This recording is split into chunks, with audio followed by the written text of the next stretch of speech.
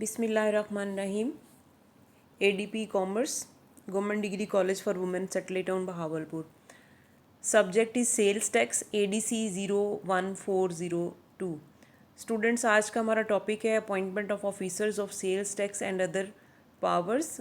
ये short question के point of view से इसे आपने तैयार करना है। बहुत छोटा सा चैप्टर है ये।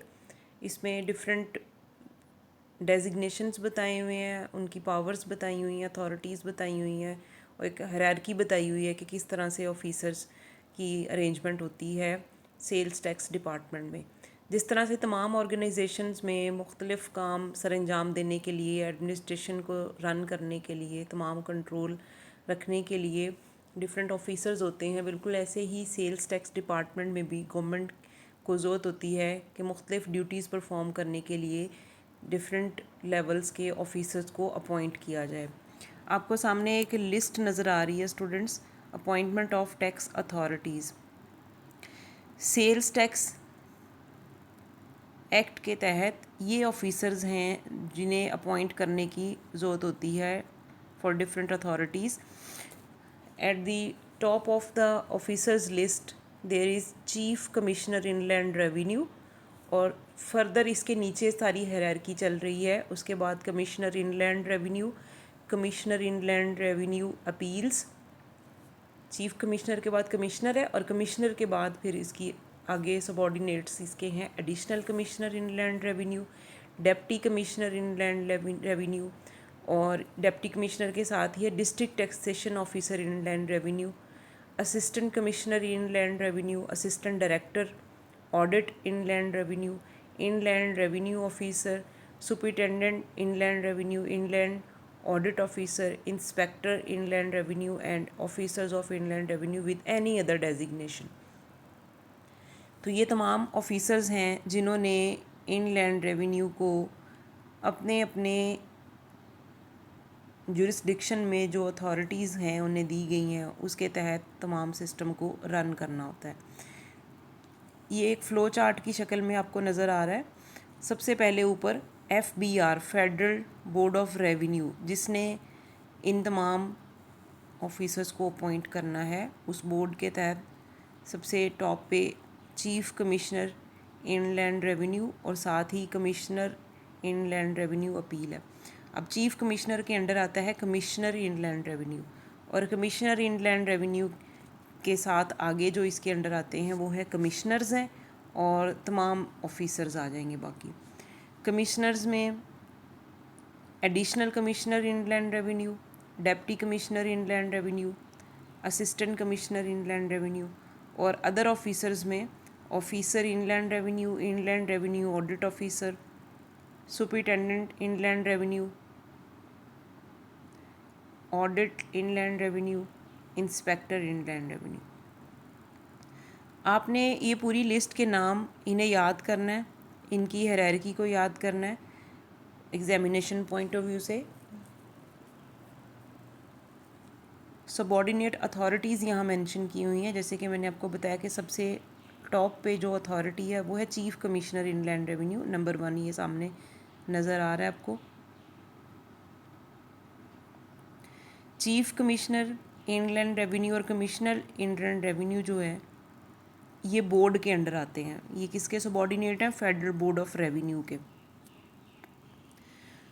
उसके बाद additional commissioner inland revenue, deputy commissioner inland revenue है, असिस्टेंट कमिश्नर इनलैंड रेवेन्यू है, सुपरिटेंडेंट है, इनलैंड रेवेन्यू ऑडिट ऑफिसर है, inland revenue officers, inspector inland revenue, officers of inland revenue with any other designation. ये तमाम के तमाम जो officers हैं ये सबॉर्डिनेट होंगे कमिश्नर इनलैंड रेवेन्यू के, और इन्हें अपनी जो फंक्शंस और ड्यूटीज़ होंगी वो परफॉर्म करनी होंगी कमिश्नर के इंस्ट्रक्शन के अकॉर्डिंग, जो इसको बताई गई होंगी इन ऑफिसर्स को। उसके बाद तीसरे नंबर पे है कि deputy commissioner inland revenue, assistant commissioner है, assistant director audit inland revenue है, डिस्ट्रिक्ट टैक्सेशन ऑफिसर है, सुपरिटेंडेंट इनलैंड रेवेन्यू है, इनलैंड रेवेन्यू ऑडिट ऑफिसर है, inland revenue officer, inspector inland revenue, और इसी डेजिग्नेशन के साथ कोई भी और जो ऑफिसर्स होंगे वो एडिशनल कमिश्नर इनलैंड रेवेन्यू के तहत काम करेंगे, उसके मातहत होंगे, उसके सबॉर्डिनेट होंगे। नेक्स्ट बताई हुई है जुरिस्डिक्शन क्या क्या है। Jurisdiction of chief commissioner and commissioners. Chief commissioner Indian revenue ने अपने फंक्शंस परफॉर्म करने होते हैं जो उसको बोर्ड की तरफ से एम्पावर किए जाते हैं, फेडरल बोर्ड ऑफ रेवेन्यू की तरफ से जो उसे पावर में दिए जाते हैं। और बाकी तमाम जो कमिश्नर्स हैं उनकी जुरिस्डिक्शन क्या है, उन्हें चीफ कमिश्नर जो भी अथॉरिटीज़ देता है, जो भी उन्हें लिमिटेशंस बताता है, उसके अंदर रहते हुए जो अथॉरिटी और जो पावर उन्हें दी जाती है, उन्होंने वो तमाम अपनी पावर्स को यूज़ करना होता है और फंक्शंस परफॉर्म करने होते हैं। उसके बाद है directorate general intelligence and investigation. Directorate general intelligence and investigation inland revenue में जो शामिल होंगे जो लोग, एक सबसे मेन होगा डायरेक्टर जनरल, और फिर जितने भी डायरेक्टर्स हैं, डिप्टी डायरेक्टर्स हैं, एडिशनल डायरेक्टर्स हैं, असिस्टेंट डायरेक्टर्स हैं, या इस तरह के जितने भी और ऑफिसर्स हैं जो कि बोर्ड अपॉइंट कर सकता है किसी भी नोटिफिकेशन के तहत। बोर्ड ऑफिशियल गज़ट में नोटिफाई कर सकता है कोई भी स्पेसिफिक फंक्शन या जुरिस्डिक्शन डायरेक्टरेट जनरल और उसके ऑफिसर्स के लिए। फर्दर बोर्ड उसकी अथॉरिटीज़ और पावर स्पेसिफाई करता है अंडर सेक्शन 30 डायरेक्टरेट जनरल और उसके ऑफिसर्स के लिए। Directorate general audit. Directorate general audit में भी सेम वही पैटर्न होगा। इसमें एक डायरेक्टर जनरल और उसके अलावा बाकी डायरेक्टर्स हैं, additional directors, deputy directors, assistant directors, या कोई भी इस लेवल के officers by notification official gazette के तहत जो अपॉइंट किए जाएंगे। Directorate general of training and research. Training and research में भी सिमिलरली एक डायरेक्टर जनरल होगा और उसके अलावा जितनी वहाँ पर ज़रूरत होगी डायरेक्टर्स की, additional directors, deputy director, assistant directors और इसी लेवल के कोई भी और ऑफिसर्स जिन्हें बोर्ड अपॉइंट करेगा नोटिफिकेशन के तहत ऑफिशियल गज़ट में। Directorate general of valuation. Directorate general of valuation में भी डायरेक्टर जनरल और बाकी तमाम वही कैटेगरीज होंगी, directors, additional directors, deputy directors, assistant directors और इसी लेवल के और ऑफिसर्स जिन्हें बोर्ड अपॉइंट कर सकता है, नोटिफाई कर सकता है ऑफिशियल गज़ट में। नेक्स्ट है directorate of post clearance audit.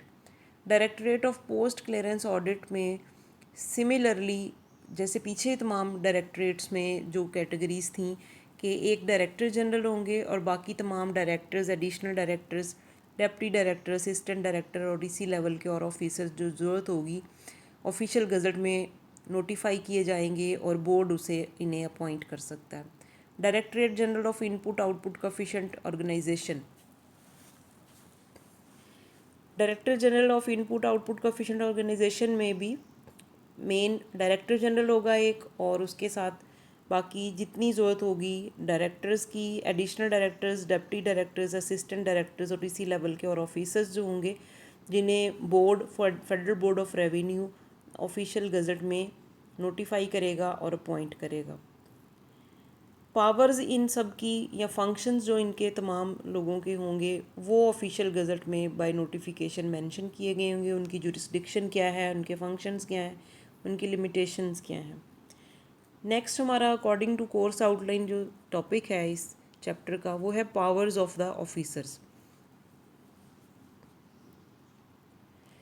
कोई भी ऑफिसर होगा इनलैंड रेवेन्यू का, उसे अपॉइंट किया जाता है अंडर सेक्शन 30 और उसकी जो पावर्स होंगी और जो उसकी ड्यूटीज़ होंगी जो उसने परफॉर्म करनी है वो तमाम सेल्स टैक्स एक्ट 1990 के तहत उसे दी जाएंगी और उसको कॉम्पिटेंट होना चाहिए वो तमाम पावर्स को, वो तमाम ड्यूटीज़ को परफॉर्म करने के लिए जो कि उसको दी गई हैं, और फर्दर जो उसके सबॉर्डिनेट्स होंगे उनके ऊपर वो उनको इम्पोज कर सकता है उन ड्यूटीज़ को।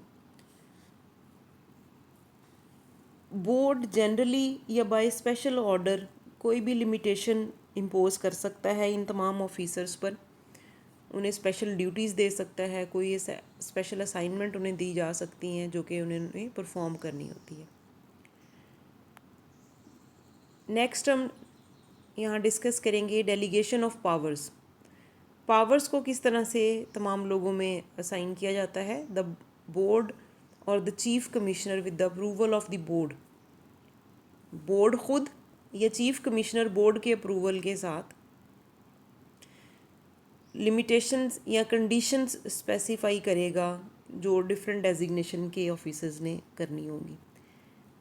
Any additional commissioner inland revenue or deputy commissioner inland revenue to exercise any of the powers of a commissioner inland revenue under this act। इस एक्ट के तहत एडिशनल कमिश्नर या डेप्टी कमिश्नर इनलैंड रेवेन्यू को commissioner inland revenue की कोई भी duty assign की जा सकती है। ये ऑफिसर्स उनकी अपने कमिश्नर इनलैंड रेवेन्यू की कोई ड्यूटी परफॉर्म करने का राइट रखते होंगे according to the order of the board और द चीफ कमिश्नर के, स्पेशली उन्हें ये असाइन की जाएगी।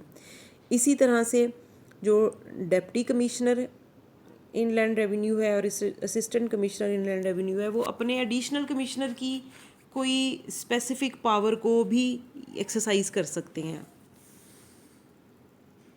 नेक्स्ट है assistant controller inland revenue exercise कर सकता है अपने deputy control commissioner inland revenue की किसी भी पावर को, अथॉरिटी को। और लास्ट है कि any officer of inland revenue to exercise any of the powers of an assistant commissioner inland revenue under this act. और इस एक्ट के तहत कोई भी ऑफिसर इनलैंड रेवेन्यू का specifically assistant commissioner inland revenue की पावर्स को यूज़ कर सकता है बाय द ऑर्डर और by the notification of federal board of revenue और चीफ कमिश्नर। सेकेंड पॉइंट है इसमें ओमिटेड है, मतलब सब सेक्शन था ये, सब सेक्शन 2, और इसको ओमिट कर दिया गया बाय फाइनेंस एक्ट 2010। थर्ड है the officer to whom any power are delegated under this section shall not further delegate such powers. कि किसी ऑफिसर को अगर ये पावर्स जो हैं डेलीगेट कर दी गई हैं इस सेक्शन के तहत, तो फर्दर वो और मज़ीद पावर्स को डेलीगेट नहीं कर सकता। Audit by special audit panels, कुछ स्पेशल ऑडिट पैनल्स हैं सेक्शन 32A के तहत। उसमें क्या होगा कि नंबर 1 है बोर्ड में appoint as many special audit panels as may be necessary comprising 2 और more members from the following. Board audit के पर्पस के लिए पैनल्स बना सकता है जितने उसको ज़रूरत हों, जितना वो समझता हो कि ज़रूरी है, उस वक्त उनकी ज़रूरत है। उस पैनल में जो भी पैनल बोर्ड बनाएगा ऑडिट के लिए, स्पेशल ऑडिट पैनल, उसमें ये मंदरजा झेल में से 2 मेंबर्स शामिल होंगे। हर किसी में से 2 या 2 से ज़्यादा मेंबर्स हो सकते हैं। ये जो नीचे लिस्ट दी हुई है सामने, एन ऑफिसर और officers of inland revenue, inland revenue का कोई एक ऑफिसर या एक से ज़्यादा ऑफिसर हो सकते हैं। A firm of chartered accountants, chartered accountants firm में से 2 मेंबर या 2 से ज़्यादा मेंबर हो सकते हैं। अ फर्म ऑफ कॉस्ट और management accountants, cost and management accountant का मेंबर शामिल होगा पैनल में। Any other person as directed by the board to conduct audit of a registered person or persons including audit of refund claims and forensic audit। कोई भी ऐसा person जिसे board की तरफ से अपॉइंट किया जाए कि उसने ऑडिट कंडक्ट करना है किसी रजिस्टर्ड पर्सन का या किसी भी फर्म का जिसमें ऑडिट है, इस क्लेम है रिफ़ंड का, या चेकिंग करनी है कि वो करेक्ट हैं, रियल हैं जो उसने एंट्रीज़ की हैं, तो उन तमाम चीज़ों का ऑडिट करने के लिए कोई भी ऐसा पर्सन जिसे बोर्ड स्पेसिफाई कर दे। तो इन सब में से officer of inland revenue, chartered accountant firm में से, कॉस्ट एंड मैनेजमेंट अकाउंटेंट में से, या कोई स्पेशली बोर्ड खुद अपॉइंट कर दे, किसी पर्सन को नॉमिनेट कर दे, तो इन सब में से 2 या 2 से ज़्यादा लोग उस पैनल में शामिल होंगे जो स्पेशल ऑडिट पैनल होगा। नंबर 2, स्कोप, इसका कौन डिटरमिन करेगा। ऑडिट का जो स्कोप है वो FBR ने डिटरमिन करना है या कमिश्नर इनलैंड रेवेन्यू ने डिटरमिन करना है on the basis of case की नोयत क्या है उस हिसाब से ये डिटरमिन करेंगे। Every member of special audit panel shall have power of N officer of inland revenue. Special audit panel का जो हर मेंबर है उसके पास बिल्कुल वैसी ही पावर होगी, वैसी ही अथॉरिटी होगी जैसी किसी भी इनलैंड रेवेन्यू ऑफिसर के पास होती है कि वो टैक्स के हवाले से कंप्लीट वेरिफिकेशन कर सकते हैं, चेकिंग कर सकते हैं, अगर कोई उसमें इश्यूज़ हैं तो उनको पॉइंट आउट कर सकते हैं, पेनल्टी जो होगी वो उसको डिफ़ाइन कर सकते हैं। Each special audit panel shall be headed by a chairman who shall be an officer of inland revenue. हर जो स्पेशल पैनल होगा इसका ऑडिट के लिए, स्पेशल ऑडिट पैनल जो होगा उसका एक हेड होगा जो कि चेयरमैन होगा और वो लाजमन ऑफिसर होना चाहिए इनलैंड रेवेन्यू का। फिफ्थ पॉइंट है, if any one member of the special audit panel other than the chairman is absent from conducting an audit, कि चेयरमैन के अलावा बाकी मेंबर्स में से अगर कोई एक मेंबर एब्सेंट होता है तो ऐसा नहीं होगा कि आप ऑडिट को रोक दिया जाएगा या होल्ड कर दिया जाएगा, ऑडिट कंडक्ट हो जाएगा। स्पेशल ऑडिट पैनल को इनवैलिड नहीं, उसको उसका जो भी डिसीजन होगा उसको इनवैलिड नहीं कहा जाएगा बल्कि उसको कंडक्ट कर लिया जाएगा। नंबर 6 है, द बोर्ड में prescribe rules in respect of constitution procedure and working of special audit panel. Special audit panel की कॉन्स्टिट्यूशन, उसकी प्रोसीजर क्या होगा, उसकी वर्किंग क्या होगी, इन तमाम चीज़ों के बारे में जो रूल्स हैं, जो प्रिंसिपल्स होंगे, जो पैटर्न होगा वो बताना है फेडरल बोर्ड ऑफ रेवेन्यू ने। तो ये स्पेशल ऑडिट पैनल के मुतालिक तमाम जो इंस्ट्रक्शंस हैं, जो चीज़ें हैं वो यहाँ पे बताई गई हैं। स्टूडेंट्स ये शॉर्ट सा चैप्टर है और इसकी आपने तैयारी करनी है शॉर्ट क्वेश्चन के हवाले से, स्पेशली जैसे ये लास्ट हमने अभी डिस्कस किया audit by special audit panel, इसको डिस्क्राइब करें क्या है, ब्रीफली बताएं। तो ये 2 मार्क्स का जो शॉर्ट क्वेश्चन या 4 मार्क्स का शॉर्ट क्वेश्चन अगर आएगा, पैटर्न आपको बताऊंगी मैं जैसे एग्ज़ाम आपके फाइनल होते हैं। उसके बाद है ऊपर आपको जो नज़र आ रहा है डेलीगेशन ऑफ पावर्स, ये भी शॉर्ट क्वेश्चन में आ सकता है। पीछे हायरार्की थी हमने तमाम ऑफिसर्स की जो देखी थी, वो भी सारा इसमें शॉर्ट क्वेश्चन के हवाले से आएगा। MCQs के हवाले से भी ये आपने प्रिपेयर कर लेना है। कोई भी क्वेरी हो, कोई चीज़ समझ ना आए तो आप कमेंट सेक्शन में पूछ सकते हैं। साथ साथ हर टॉपिक को प्रिपेयर कर लें। Best of luck for your examination. Thank you students.